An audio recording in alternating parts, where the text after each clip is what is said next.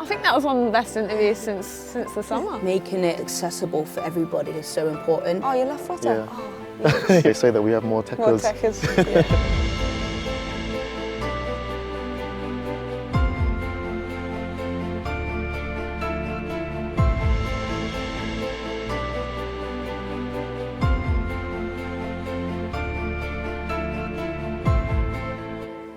Hey, pal.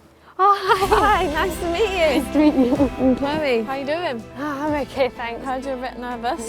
Yeah. Me too, actually. I just said to him right now, I'm well nervous too. Hello. Hello. How are you? Hiya. Nice to meet you. Nice to meet You you. good? I'm yeah. Alex. Hi, Alex. How's things? Yeah, not too bad. Thank you. Yourself? Hey, Holly, how you doing? Hey, I'm good. Jess thanks. How are Carter, you? nice to meet you. Nice to meet you. How are you? Yeah, good. Thank you. How you doing? Yeah, all right, thank you. How did you get started in football and kind of what inspired you to get going? My older brothers both played football. When I was younger, football was essentially mandatory in my house. I watched them on a Sunday, used to kind of have a kick around with the other little boys and girls, brothers and sisters. It's quite a wild kid to say. Mum was like, well, I don't know what to do with this kid. Like, where do I send her to burn some energy? I played with boys when I was growing up because there wasn't enough females that played at a good level for me at that time. I was always really well supported from teachers and coaches, and I feel quite fortunate because not everyone's got the same story I have. Girls still to this day have struggled with that. Any opportunity, I'd be playing football with my brothers and their friends. It was always something I enjoyed and I wanted to do, but the role models weren't really there for me. It was male football was the dominant. Of course, it's different for you now to be able to see the women on the TV. My dad, he founded a football club and used to go along and then ended up playing with the boys. More and more girls just kept coming and my dad was like, right, we'll just start a girls team. Pioneered women's football in our local area in Hereford. Yeah, we lost Dad about 6 years ago. I think I lost touch with football because it wasn't in my face anymore. Dad was what made it there for me. So I think I just kind of really lost touch with football. And then the Euros happened.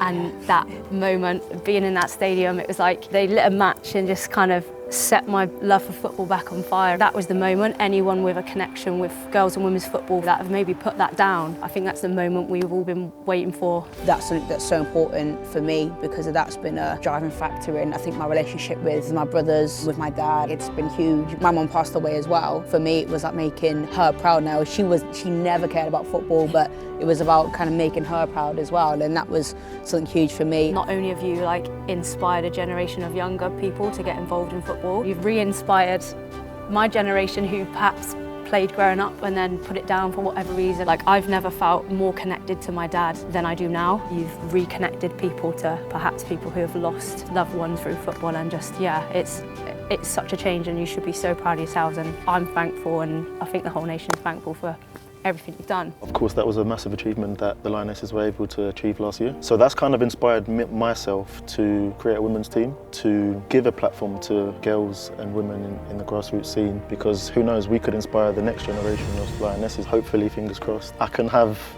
the next Alex. Where did you watch the final, pal? I actually watched it from the stadium. It was It was a really amazing experience. There were so many more people that never would have even thought of that, like maybe just a month before, but then all of a sudden it sort of blew up and everyone was there, everyone knew about it, and it felt like people were taking it so much more seriously than they ever had. What was it like to score the winning goal? Oh, it was amazing, honestly. I was coming on the pitch and just trying to make something happen, and when the ball fell to me, my big toe did it.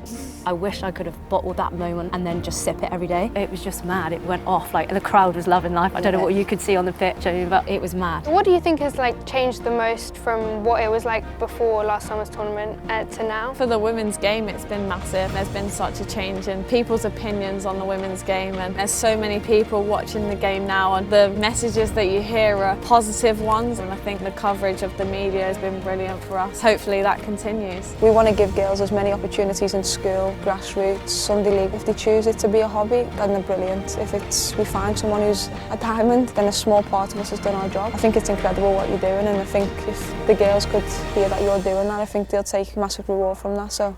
No, I appreciate that. Thanks, Jess. So good to meet you today. Nice to catch up with you and just see it from your eyes. So yeah, thank you so much. I think that was one of the best interviews since the summer. Thank you. Nice, pal.